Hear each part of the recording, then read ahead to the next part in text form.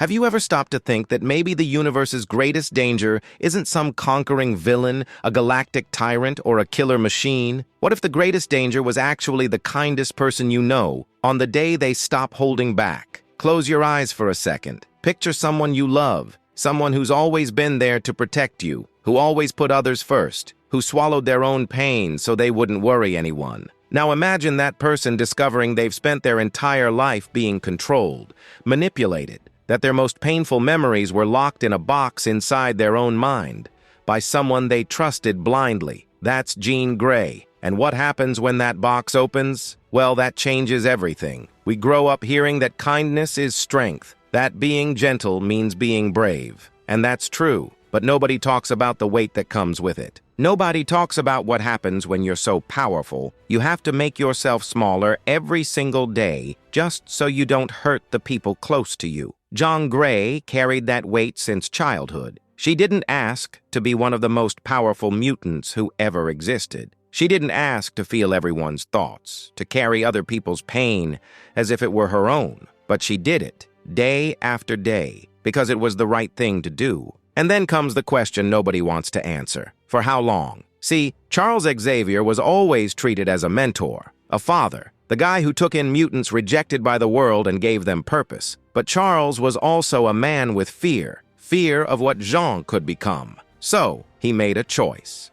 He entered the mind of a traumatized child and built walls, locked away memories, suppressed powers. He decided Jean wasn't ready to be who she really was. And the most disturbing part? He did it out of love. At least that's what he told himself. But love that controls isn't love. It's possession. And when Jean finally discovers what was done to her, rage isn't what she feels first. It's betrayal. It's that cold emptiness of realizing your entire life was a lie edited by someone you called father. Take a deep breath now, because what comes next is where the story truly begins. The Phoenix isn't a villain. It's not a demon. It's not a curse. The Phoenix is a cosmic force of creation and destruction. It's the natural cycle of the universe, that power that burns away the old to make room for the new. And for some reason that still keeps fictional scientists and real fans up at night, this force chose Jean Grey. Why? Maybe because Jean already knew both sides. She knew what it meant to create connection, to heal, to protect. But she also knew darkness, pain, the loneliness of being different in a world that hates difference. The Phoenix saw a mirror in Jean, someone who understood that destruction and creation aren't opposites. They're dance partners. But when the walls Xavier built start to crack, the Phoenix doesn't find a balanced Jean. It finds decades of compressed trauma, swallowed rage, silenced screams. And all that darkness mixes with the power of an entity that can extinguish stars. That's when the Dark Phoenix is born. You know what's terrifying? The Dark Phoenix isn't Jean turning evil. It's Jean finally stopping herself from holding back. It's her looking at the world that hurt her, at the mentors who manipulated her,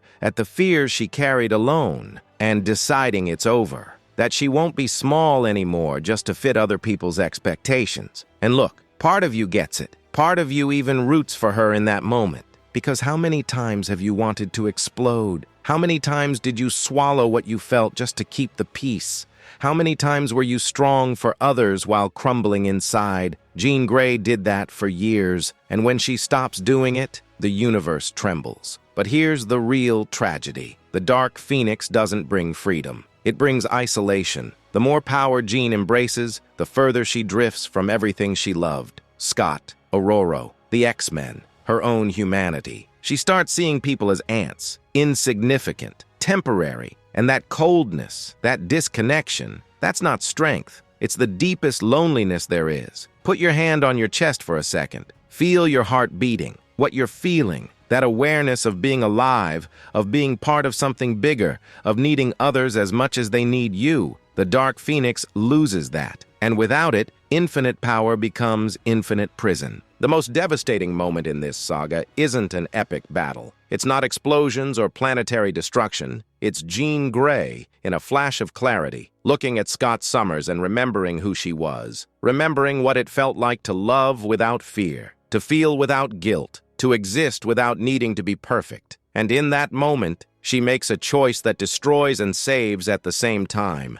She chooses sacrifice, not because someone told her to, not because it was expected, but because deep down, Jean was always that girl who put others first. And even consumed by a power that could rewrite reality, that essence didn't die. It was just buried. Jean Grey's death isn't defeat. It's the purest act of self-love and love for others she could have made. She looks into the abyss inside herself, recognizes she can't control that darkness alone, and chooses to protect the universe from herself. That's not weakness. That's the most brutal courage there is. And you know what remains when the dust settles? The question the X-Men, and we, have to carry. Did Jean Grey become the Dark Phoenix because it was inevitable? Or did she become it because no one ever let her be complete from the start? If Xavier hadn't built those barriers, if someone had taught Jean to embrace her whole nature, light and shadow, without fear, if she'd had space to be imperfect, to make mistakes, to feel anger without guilt, would the story be different? We'll never know.